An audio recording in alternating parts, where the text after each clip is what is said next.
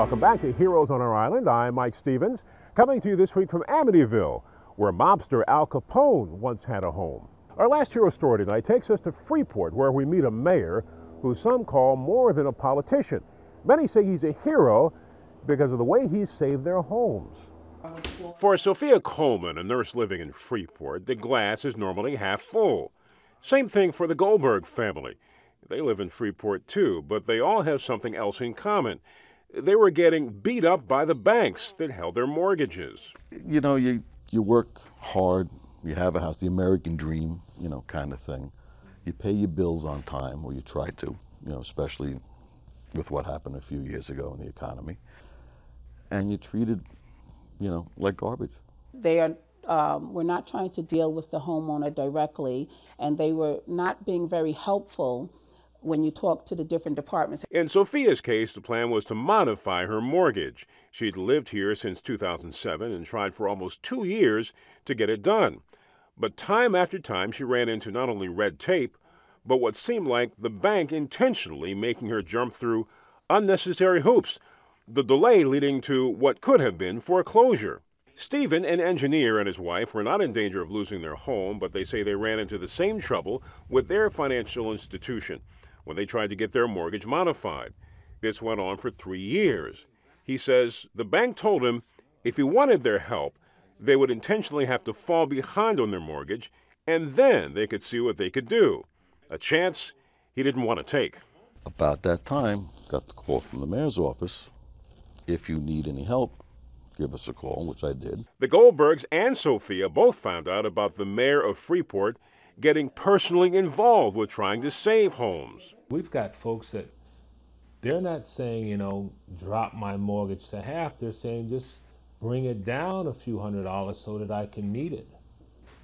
Because of whatever reason that they got caught up in the economic downturn, the financial positions of the households are not the same as before in many cases.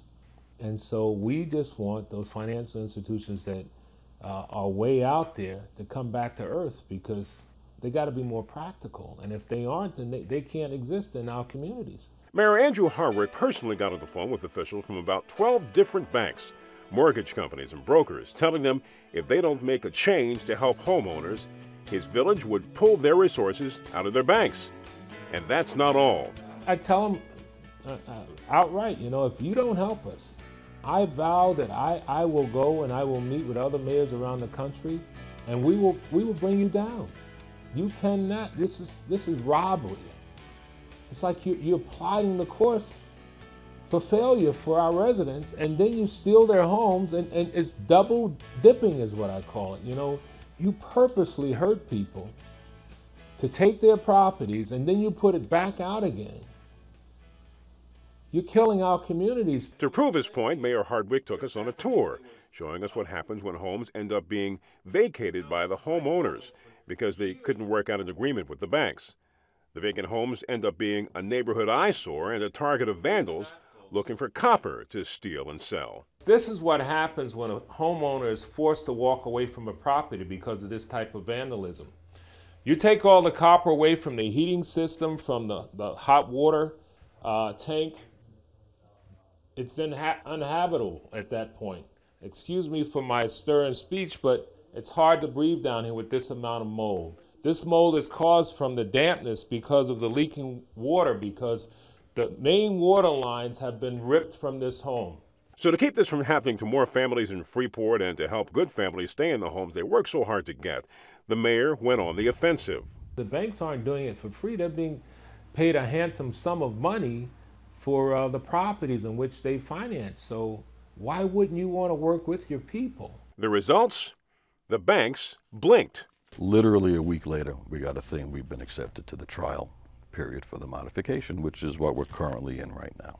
The Goldbergs saved about $200 a month. The mortgage dropped 3 points. Sophia, the nurse? The contact person that the mayor had put in place, it helped to navigate through the process so much easier, with less anxiety and expeditiously. Mayor Hardwick made arrangements with each bank for there to be one primary contact person for residents to reach out to instead of going from department to department. sending paperwork back and forth and being lost in red tape. Never has any mayor in this village been as accessible and as helpful when the homeowner has a problem as I've seen Mayor Hardwick. He's very hands-on. We're talking 3.5 years to get to this point, and if it wasn't for the mayor's office, we'd still be either fighting or we'd just giving up. Whatever it would have taken, I would have gone to that extent, because I knew that that's where the power is. The power is in the people.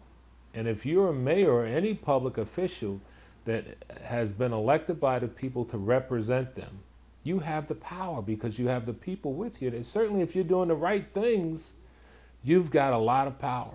Well, now that both homes have been saved and some of those foreclosed upon before he got into office have been rehabbed and sold to first-time home buyers in a lottery system at a low cost, so many in Freeport called Mayor Hardwick, a military veteran and a longtime volunteer firefighter, a different kind of hero.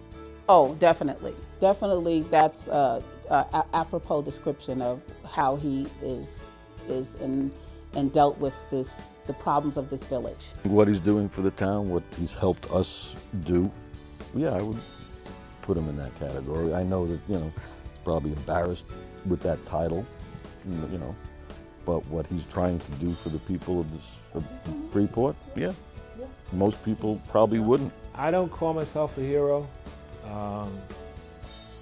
I made a promise to God that I would do this job to the best of my ability and do it right. And I'm just trying to do it that way. So when I'm done, I've kept my word. Too often people just take it because they think that's it and they don't have a fight. There's no one that's out there that's going to champion for it. I'll be the champion, I'll be the fighter. I said I'd do that, I volunteered for it. I'll do it because it's the right thing to do. I'm not a hero, I'm just doing what I said I would do. Well, Mayor Hardwick hopes that more towns and villages on the island will do the kinds of things he's doing to help people save their homes. Well, after the break, we're going to tell you how to contact us to let us know about a hero that matters to you. Stay with us.